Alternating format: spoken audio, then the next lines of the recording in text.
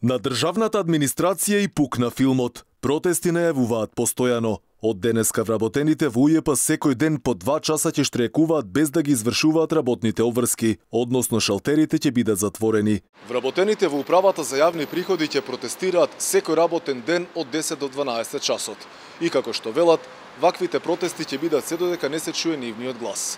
Доколку бидат игнорирани, протестот ќе биде преточен и во генерален штрајк.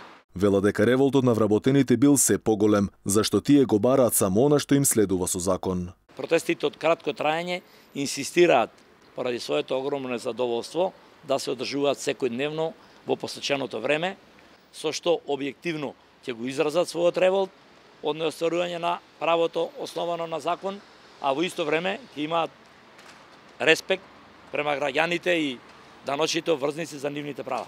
Вработените предупредија дека ако не се исполни договореното, ќе бидат приморани да организираат целосна блокада на нивната работа, а вела тоа ќе значи и колапс на целата држава. Револтот се зголеми откако министерот за финанси, по чија надлежност се тие, си им ги зголемил платите, ама само на вработените во Министерството за финансии. Во преговорите кои што се спроведува и договарањето и постигањето на текст кој што е заеднички прифатлив, ја имавме можноста и одредбата, идејата и целта дека тоа законско право во управата за приходи ќе го преточиме преку нов колективен договор.